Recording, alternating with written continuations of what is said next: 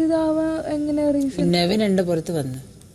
First വീണില്ലായിരുന്ന ഇങ്ങനെ ഇങ്ങനെ അടിച്ച് അല്ല, പിന്നെ ഇവരെന്നെ ഡ്രാഗ് ചെയ്ത്, മനസ്സിലായില്ലേ? എന്റെ പുറത്ത് നെവിൻ പിന്നെ റെന ബിൻസി ഉണ്ടായിരുന്നു. ബിൻസി ഉണ്ടായിരുന്നു, പിന്നെ ബിൻസി, ഇവരെല്ലാവരും എന്നെ ഡ്രാഗ് ചെയ്ത്. അപ്പൊ ഞാൻ താഴെ ഇങ്ങനെ ഒരിഞ്ഞു പോയി.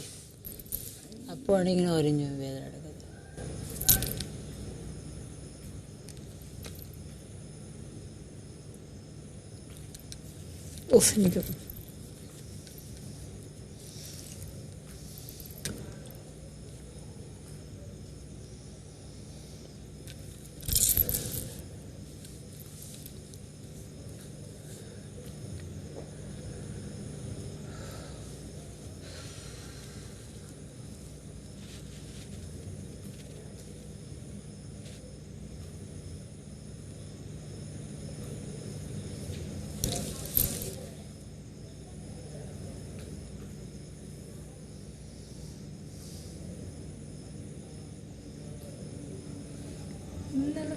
എനിക്ക് ഇന്നലത്തെ എന്തായിരിക്കും കാണിച്ചിട്ടുണ്ടാവുക എപ്പിസോഡ്?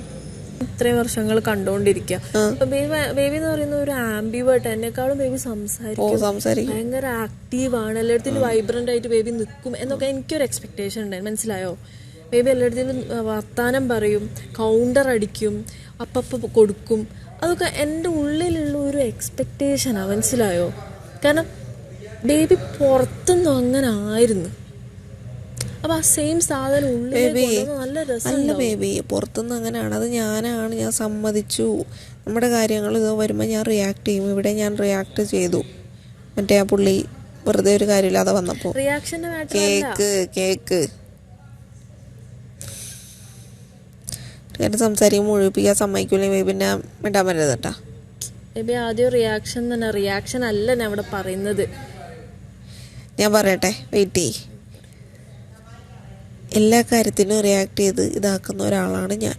ഉള്ളിൽ വന്നപ്പോൾ എല്ലാവരും ഇങ്ങനെ കൂട്ടത്തോടെ ഞാൻ പഠിക്കുകയാണ് എന്തവർ കാണിക്കുന്നത്, എന്താണ് ഇനി നമുക്ക് എനിക്ക് അവരെ പോലെ ആവണ്ട.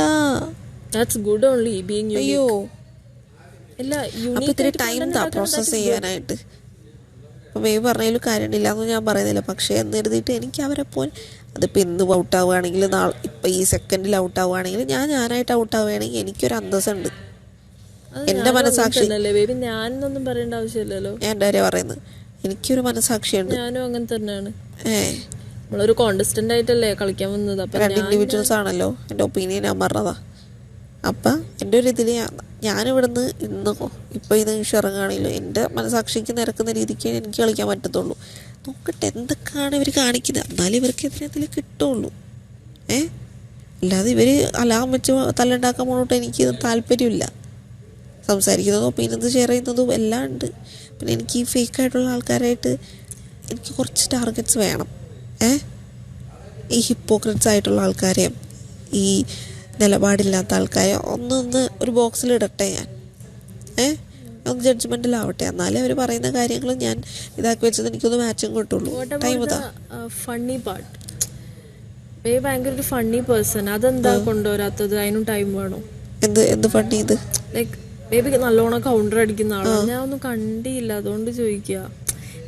എനിക്ക് ഒന്നും കണ്ടില്ല അല്ലേ? ബേബി ഉറങ്ങായിരുന്നിരിക്കും, ഒന്നും കണ്ടിട്ടുണ്ടാവില്ലായിരിക്കും. ഞാൻ കണ്ട്, പക്ഷെ ഓ ശരിയാ. മണിക്കൂറിൽ 5 തമാശ പറയണമല്ലോ, അതാണ് ഡോക്ടർ പറഞ്ഞു തന്നത്. ഒന്ന് പോയേ ബേബി, ബേബിക്ക് വേറെ പണിയൊന്നുമില്ലേ? ബേബി ആടുന്നൊക്കെ എനിക്ക് അതൊക്കെയാണ് ഓർമ്മ വരുന്നത്.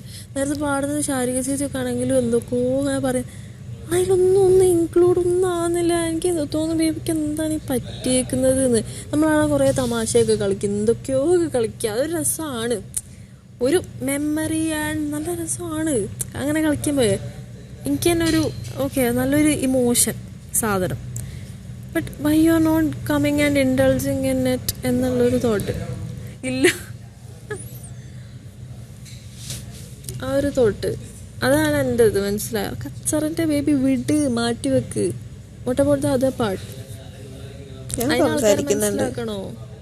സംസാരിക്കുന്നുണ്ട്, എനിക്ക് പറയാനുള്ളത് പറയലുണ്ട്. ഇന്ന് അവിടെ ഇരുന്നിട്ട് ഞാനാ പറഞ്ഞത് ബേബി ഇവിടെ വായിന്നൊരു എന്തെന്നാ അറ്റം പോലും പൊട്ടിയില്ലല്ലോ.